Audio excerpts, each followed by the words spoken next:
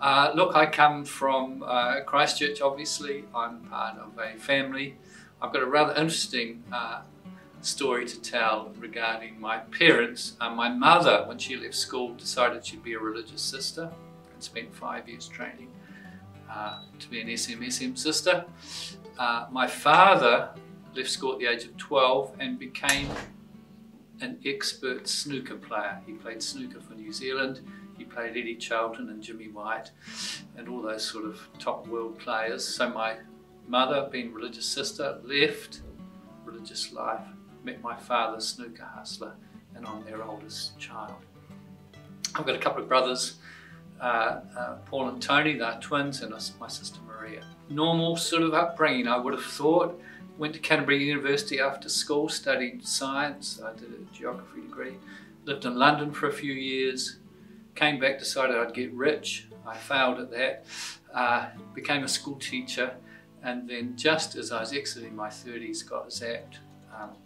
Went very religious and entered the seminary. I've been a priest now for 20 years. I'm very happy. It's a beautiful life as a priest. As far as hobbies and interests, gosh, pretty varied. Believe it or not, I've sung in the Canterbury Opera Chorus. I love classical music and all those things. I sometimes go hunting with some guys who helicopter up onto the top of the Southern Alps, and we live in the permanent snow for a week. I'm a mad keen sportsman. I played top class table tennis. I played senior cricket. I love the game of golf. It's sort of my religion, if you like. Pretty broad sort of interests, and I'm thrilled to be here in Palmerston North today.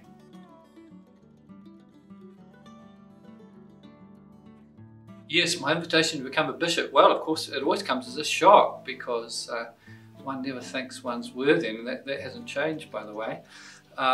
When the Papal Nuncio, His Excellency Archbishop Novitas, rang me, I was actually sitting in the confessional about to hear confession. My phone rang.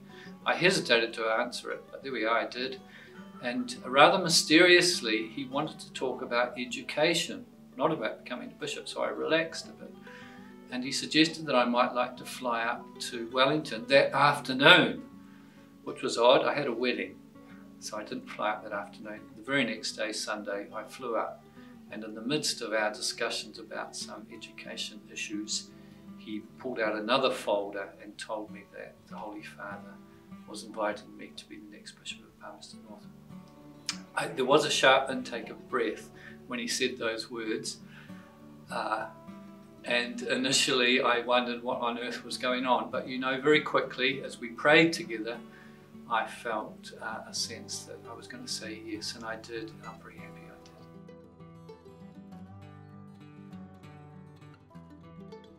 Yes, so I'm moving to the North Island. Look, I'm reasonably neutral about that. I'm a great, I think I might have mentioned, I'm a geographer by first instinct, and as I was flying here today, I love looking out the window. I love exploring. I'm looking forward to heading into some of those back roads and small townships of the diocese and coming to know this place.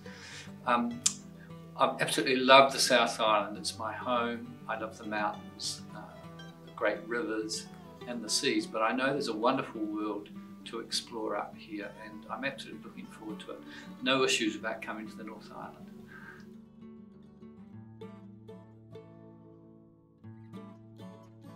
As far as a message for the people of Palmerston North, well, I've just arrived and I'm not sure of the particular needs of this place, but I do want to say the church is ever ancient and ever new.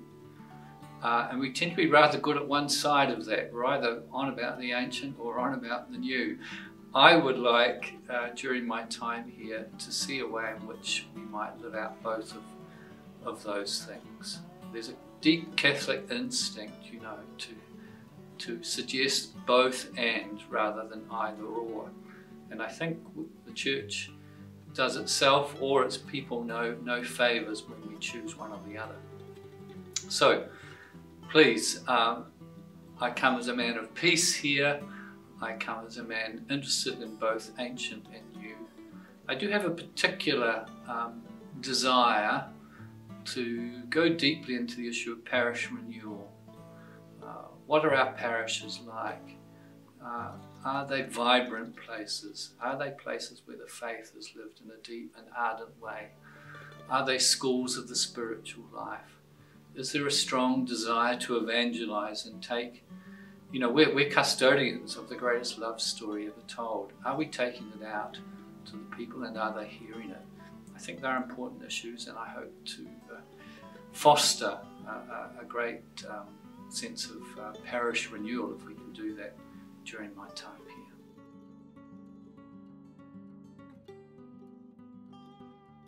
So I'm just in Palmerston North for a very short time on this journey, but I really can't wait to come and put down roots here, to start to live amongst the people here, to come to know and understand this diocese better. Please pray for me in these couple of months of transition, and yeah, I can't wait to be with you on a full-time basis and to be living the gospel here with you.